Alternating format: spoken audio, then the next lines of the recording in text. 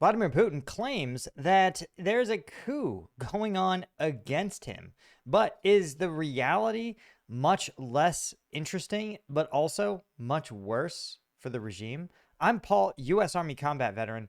Let's talk about this one. So, Russia has come out and accused some of the most prominent Kremlin critics of plotting a coup against the Russian state. Now, their particular target is a Russian oligarch dissident named Mikhail Khodorkovsky, and he who was a prisoner for over a decade inside of Russia for essentially politically motivated crimes, is now being accused of staging a coup thanks to his work with a Russian anti-war committee. This is a group of Russian exiles who are essentially campaigning that Russia should, I don't know, have not invaded Ukraine. Of course, Putin is also trying to roll into this a claim that the anti-war committee is also supporting Ukraine, which, remember, in Russia is a super mega turbo crime. Now, the group, of course, the anti-war committee, banned in Russia, obviously, but still operates internationally. The oligarch Khodorkovsky has financially supported the group while living in exile, but maintains it's not an effort to overthrow Putin. He says the threat we truly pose to Putin comes from our function as an alternative point of legitimacy. If our work has rattled him to this extent, then clearly our approach is the correct one, he wrote in a statement on X. He said the anti-war committee has, quote, been building relationships with the international institutions and acting in the interests of Russian citizens, something the regime itself has abandoned all pretense of doing. And this is, I think, really fascinating because it includes a former Russian prime minister, Mikhail Kasnanyov, and a chess grandmaster, Gary Kasparov, as well as retailer who you may remember from an earlier video, Vingy Chichvarkin, and business owner Mikhail Kokorovich. And what's fascinating is that a lot of those individuals have also had their assets within Russia seized. And what I think is most interesting about these claims is that this anti-war committee is involved in a lot more. What he talked about as an alternate point of legitimacy, essentially what he is arguing is that the Russian anti-war committee is supposed to represent almost like a shadow, not quite a shadow government, but a shadow institution, something that is operating in parallel with the Kremlin's government run by Putin.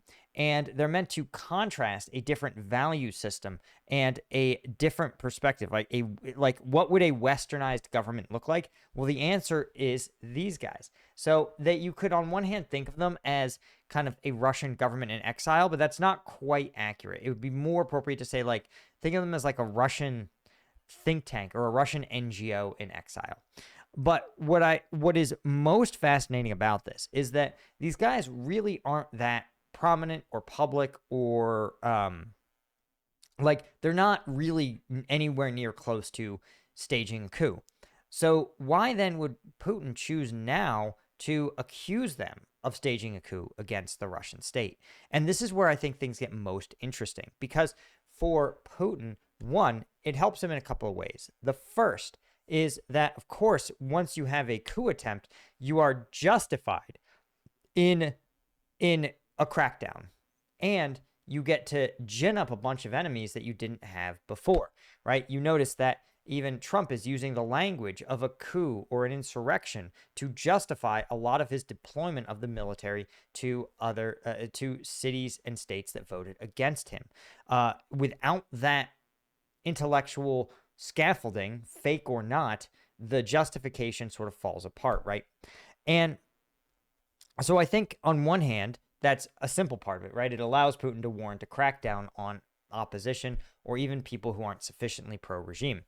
But it also helps shape a narrative that Putin needs more than ever, which is the us versus them. He needs to create an environment in which there are enemies of Russia who are clamoring at the gates, where Putin's regime is barely holding the line against, NATO globalist hordes, right? That's an important narrative for Putin to push on his people. And the harder those Russians, the average Russians' individual lives get, the more Putin needs this attacking narrative. Because the alternative is that to say gas prices, and there's a gas shortage in Russia because Putin invaded Ukraine, and the war is going badly, right? If a war is going great after 4 years, remember guys, in World War II, after 4 years, by 43, the Allies were having conferences deciding what would happen once they had won. There was no scenario in which the Germans or Japanese were going to turn the tide by 43. So you can imagine that when you're talking about a war entering its 4th year, to the average Russian, they say, guys, things are getting worse every year. More people are dying. We have no victories to speak of. The Ukrainians are continuing to fight, and NATO is seemingly unapologetic, right? And particularly particularly because Russians who use, say, things like VPNs, something that was made illegal, they can literally see, like, we know that in France right now, there's not a fuel shortage. There's not a food shortage. There's not a skyrocketing costs or massive unemployment. Yeah, they have their issues, but they're nothing like what the average Russian is experiencing. And that's a problem for Putin. When more people sit there and go, guys, NATO isn't even breaking a sweat. And we Russians are suffering immensely, and we have not even taken these trivial Ukrainian towns, right? Pokrovsk. What? It's like 30,000 people, guys, at its peak. It's nothing. And to me, that I think is one of the biggest problem that Putin is facing right now. And so he needs to manufacture more and more boogeymen. The problem with manufacturing boogeymen is that every time you do it, they look a little bit more, right? The special effects get a little worse. It's like having to make a Marvel movie. You notice that the Marvel movies, they don't actually look better. The CGI actually looks worse every year. And in part, it's because they keep having to churn these things out faster and faster and cheaper and cheaper. It's not about better. It's about if you can do it for 10% worse and half the cost, you're going to do it.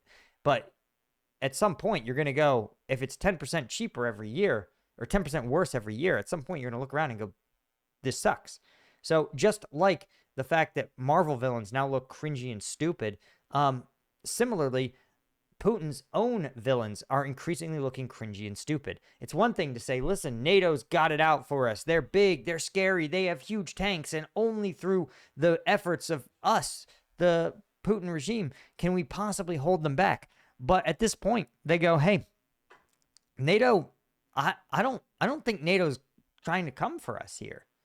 In fact, NATO is sort of surprisingly uncommitted to aiding Ukraine. They're saying, I think maybe the government's just weak. And more troublingly, Russians are going to say, I don't think this makes any sense. I mean, imagine how the U.S. would feel if 4 years into the war in Iraq, the average American couldn't afford gas, couldn't afford food, right? And I guess you kind of had that. You had that in the Great Recession. Nobody ever sort of linked those two, the war in Iraq and the Great Recession, though I think they are probably more linked than people would let on.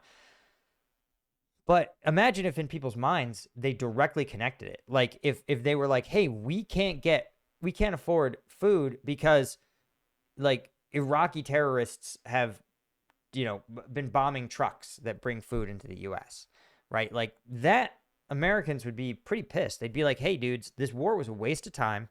It wasn't really justified at the start. And now everyone in America is suffering over, and you're convincing us that somehow like we need to make these sacrifices to do what? Build an Iraqi government, make sure the Iraqis have power and running water. It's also hard because the Russians physically have to see the rising taxes, the massive state expenditures going to defense. They can't hide it, right? And